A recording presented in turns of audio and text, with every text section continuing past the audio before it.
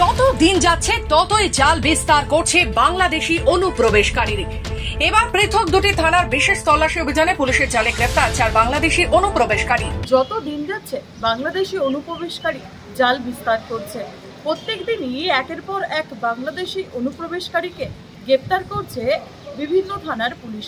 এদিন বিশেষ অভিযান চালিয়ে নদিয়ার তাহিরপুর থানার পুলিশ 1 জন এবং নদিয়ার ধানতলা থানার পুলিশ 3 জন বাংলাদেশি অনুপ্রবেশকারীকে গ্রেফতার করে। শুধুমাত্র বাংলাদেশি অনুপ্রবেশকারীদের বিরুদ্ধে অভিযান চালাচ্ছে এটাই নয়, যেই সমস্ত দালাল, ভারতীয় দালাল এই অবৈধ কাজের সঙ্গে যুক্ত, এই অনৈতিক কাজের সঙ্গে যুক্ত, তাদের বিরুদ্ধে অভিযান চালাচ্ছে পুলিশ। সূত্রের খবর, বুধবার রাতে নদিয়ার ধানতলা থানার পুলিশ 3 জন বাংলাদেশি অনুপ্রবেশকারীকে গ্রেফতার করে।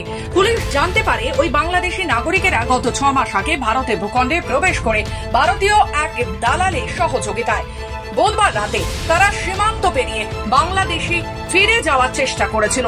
সেই সময় ধানতলা থানার পুলিশের একটি বিশেষ টিম ওই অনুপ্রবেশকারীদের গ্রেফতার করে। জানা যায় ধৃতদের নাম রিয়াজ শেখ, তামিম শেখ, ইয়ামুন মোল্লা। অন্যদিকে একই অভিযান চালিয়ে নদিয়া তাহিরপুর থানা পুলিশ আরো এক বাংলাদেশি অনুপ্রবেশকারীকে গ্রেফতার করে। জানা যায় ওই বাংলাদেশির নাম সুব্রত মণ্ডল।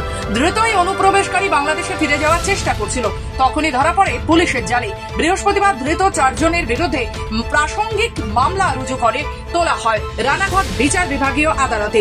যদিও জিজ্ঞাসাবাদের জন্য পুলিশ হেফাজতে নেওয়ার আবেদন জানানো হয়েছে আদালতে। নদিয়া থেকে কুহেলি দেবনাথ, খবর বাংলা।